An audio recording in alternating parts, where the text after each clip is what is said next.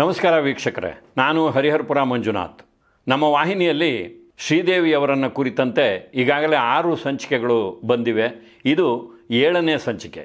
ಈ 6 ಸಂಚಿಕೆಗಳಲ್ಲಿ ನೀವು ಶ್ರೀದೇವಿಯವರ ಚಿತ್ರ ಜೀವನಯಾನವನ್ನು ನೋಡಿದ್ದೀರಿ, ಕೇಳಿಸ್ಕೊಂಡಿದ್ದೀರಿ, ಬೇಕಾದಷ್ಟು ಕಮೆಂಟ್ಗಳನ್ನು ಹಾಕಿದ್ದೀರಿ. ಶ್ರೀದೇವಿಯವರ ಸೌಂದರ್ಯ ಹಾಗೂ ಅವರ ಅಭಿನಯ ಪ್ರತಿಭೆಗೆ ಮಾರು ಹೋಗಿರುವಂಥ ಬೇಕಾದಷ್ಟು ಅಭಿಮಾನಿಗಳು ದೇಶದಾದ್ಯಂತ ಇದ್ದಾರೆ. ಅವರ ಕಮೆಂಟ್ಗಳು ಇಲ್ಲಿ ಬಂದಿದೆ. ಆದರೆ ಕೆಲವರ ಕಮೆಂಟ್ಗಳು ಏನಿದೆ ಅಂದರೆ, ಶ್ರೀದೇವಿ ಒಬ್ಬ ಆ್ಯಟಿಟ್ಯೂಡ್ ಲೇಡಿ, ಒಬ್ಬ ಸೊಕ್ಕಿನ ಹೆಣ್ಣು, ಆಕೆಗೆ ದುರಾಸೆ ಜಾಸ್ತಿ, ಈ ರೀತಿಯ ಕೆಲವು ಕಮೆಂಟ್ಗಳನ್ನು ಅಲ್ಲಿ ನಾನು ನೋಡಿದ್ದೀನಿ.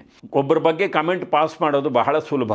ಆದರೆ ಆ ವ್ಯಕ್ತಿ ಬೆಳೆದು ಬಂದ ಬಗೆಯನ್ನು ಪೂರ್ತಿಯಾಗಿ ಅವಲೋಕನ ಮಾಡಿದಾಗ, ವಿಶ್ಲೇಷಣೆ ಮಾಡಿದಾಗಲೇ ನಮಗೆ ಆ ಒಂದು ವ್ಯಕ್ತಿತ್ವದ ಪರಿಚಯ ಆಗೋದು. ಅದಕ್ಕಾಗಿ ಆ ಒಂದು ವಿಚಾರವನ್ನು ಇಟ್ಕೊಂಡು ಇವತ್ತಿನ ಸಂಚಿಕೆಯನ್ನು ಮಾಡ್ತಾಯಿದ್ದೀನಿ.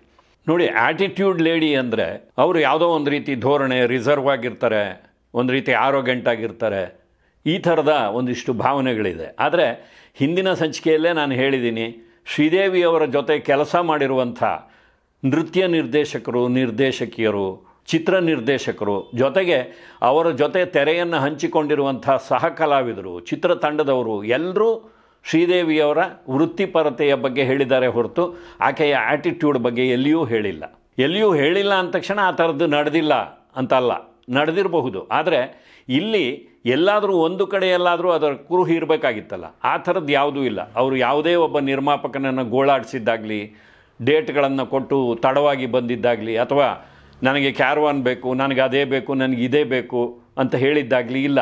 ನಾವು ಹಿಂದಿನ ಸಂಚಿಕೆಯಲ್ಲೇ ಹೇಳಿದ್ದೀವಿ, 4 ಜನ ಸಹಾಯಕರು ಬಟ್ಟೆನ ಅಡ್ಡ ಹಿಡಿದ್ರೆ ಸಾಕು, ಅಲ್ಲೇ ಡ್ರೆಸ್ ಚೇಂಜ್ ಮಾಡಿಕೊಂಡು ಸಿದ್ಧವಾಗ್ತಾ ಇದ್ದರು ಅಂತ. ಆ ಒಂದು ಪ್ರೊಫೆಷನಲಿಸಮ್ ಇದ್ದಿದ್ದರಿಂದಲೇ ಅವರು 300ಕ್ಕೂ ಹೆಚ್ಚು ಚಿತ್ರಗಳಲ್ಲಿ ಅಭಿನಯಿಸೋದಕ್ಕೆ ಸಾಧ್ಯ ಆಗಿದ್ದು. ಆದರೆ 3ನೇ ವಯಸ್ಸಿನಿಂದಲೇ ಕ್ಯಾಮರಾ ಮುಂದೆ ಬಂದು ಕುಟುಂಬ ನಿರ್ವಹಣೆಗಾಗಿ ಚಿತ್ರ ನಟಿಯಾಗಿ, ಬಾಲನಟಿಯಾಗಿ, ಮುಂದೆ ನಾಯಕ ನಟಿಯಾಗಿ ಬೇರೆ ಬೇರೆ ಭಾಷೆಗಳಲ್ಲಿ ಅಭಿನಯಿಸ್ತಾ ಹೋಗಿದ್ದರಿಂದ ಅವರಿಗೆ ಸಾಂಪ್ರದಾಯಿಕವಾದ ಒಂದು ಶಾಲಾ ಕಲಿಕೆ ಒದಗಿ ಬರಲಿಲ್ಲ. ಇಷ್ಟನ್ನು ಮಾತ್ರ ನಾವು ಹೇಳ್ತೀವಿ. ಆದರೆ ಆಕೆಗೆ ಒಂದು ಬಾಲ್ಯ ಸಹ ಸಿಕ್ಕಿಲ್ಲ, ಸಹಜವಾದಂಥ ಒಂದು ಬಾಲ್ಯ. ನಮಗೆ ಇವತ್ತಿಗೂ ಬಾಲ್ಯದ ನೆನಪುಗಳು ಕಾಡುತ್ತೆ. ಬಾಲ್ಯ ಸ್ನೇಹಿತರಿದ್ದಾರೆ, ನಮ್ಮ ಶಾಲಾ ದಿನಗಳ ಬಗ್ಗೆ ನಾವು ಮಾತಾಡ್ತೀವಿ. ಆಕೆಗೆ ಅಂಥದ್ದೇನೂ ಇಲ್ಲ. ಆಕೆಗೆ ಇದ್ದಿದ್ದೆಲ್ಲವೂ ಕ್ಯಾಮರಾ ಮುಂದೆ ನಿಂತು ಅಭಿನಯಿಸಿದ್ದು. ಅಲ್ಲಿ ತುಂಬ ಸಿಹಿಯಾದಂಥ ಮೆಮೊರಿಗಳಿರೋದಕ್ಕೆ ಸಾಧ್ಯ ಇಲ್ಲ. ಯಾಕೆಂದರೆ ಸುತ್ತಲೂ ಬೇಕಾದಷ್ಟು ಜನ ಇರ್ತಾರೆ. ಅಲ್ಲಿ ತನ್ನ ಕೆಲಸವನ್ನು ಆಕೆ ನಿರ್ವಹಣೆ ಮಾಡಬೇಕಾಗುತ್ತೆ.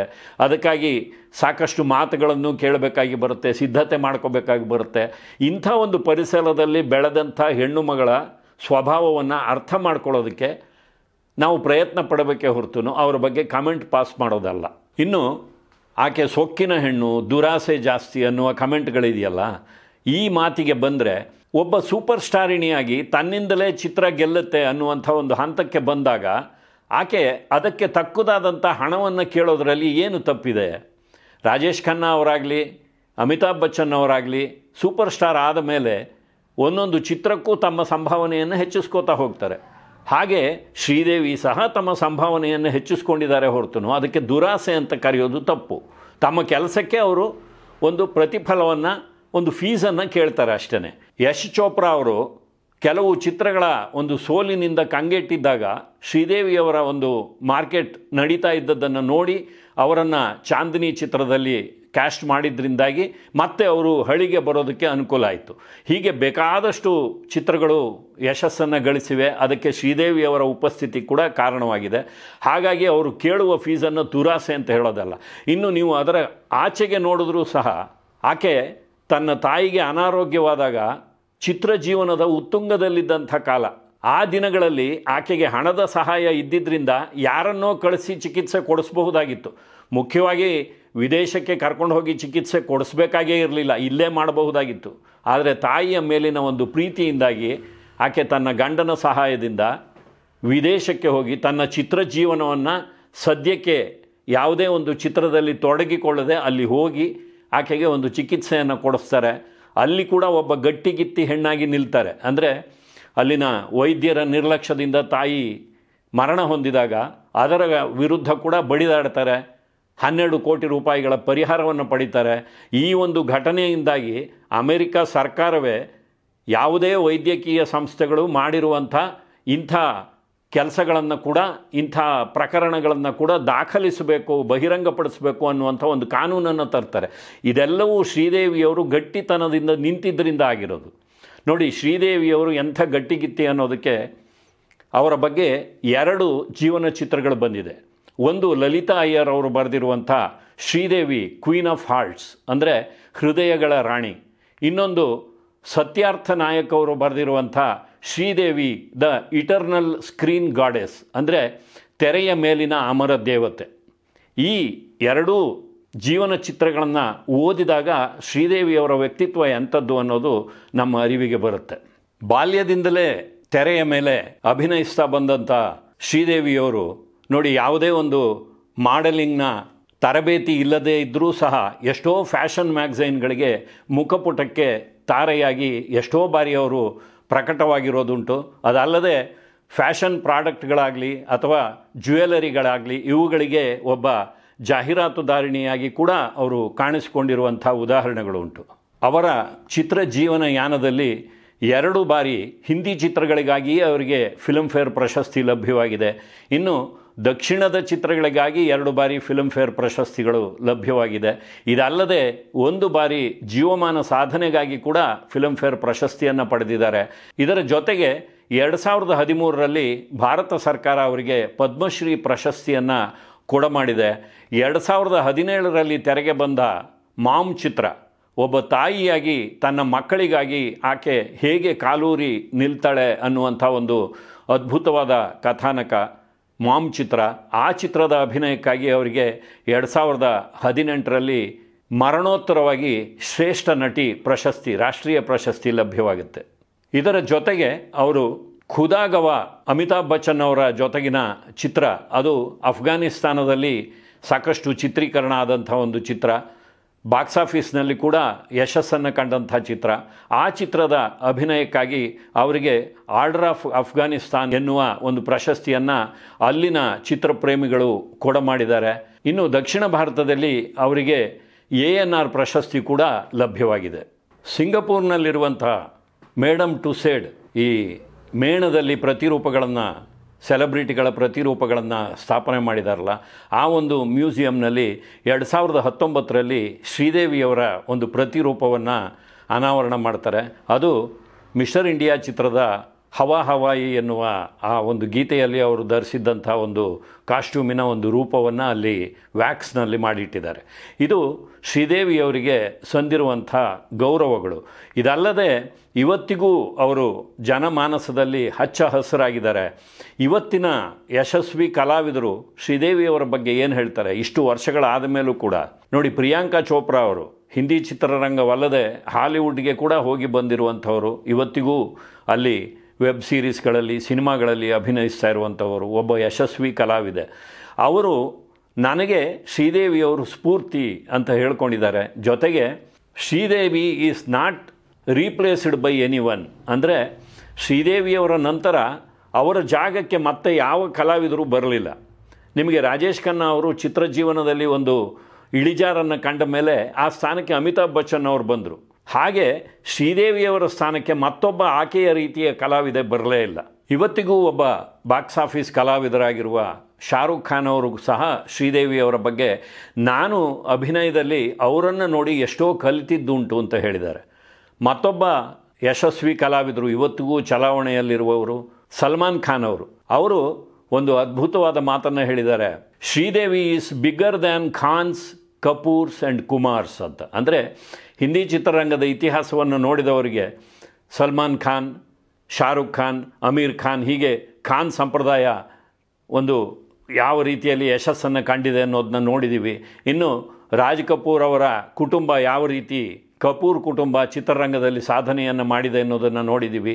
ಜೊತೆಗೆ ದಿಲೀಪ್ ಕುಮಾರ್, ರಾಜೇಂದ್ರ ಕುಮಾರ್, ಅಕ್ಷಯ್ ಕುಮಾರ್, ಬೇಕಾದಷ್ಟು ಜನ ಕುಮಾರ್ಗಳನ್ನು ಕೂಡ ನಾವು ನೋಡಿದ್ದೀವಿ. ಆದರೆ ಈ ಖಾನ್ಗಳಾಗಲಿ, ಕಪೂರ್ಗಳಾಗಲಿ, ಕುಮಾರ್ಗಳಾಗಲಿ ಇವರೆಲ್ಲರಿಗಿಂತ ದೊಡ್ಡ ಎತ್ತರವನ್ನು ಕಂಡವರು ಶ್ರೀದೇವಿಯವರು ಅನ್ನೋದು ಸಲ್ಮಾನ್ ಖಾನ್ ಅವರ ಮನದಾಳದ ಮಾತುಗಳು.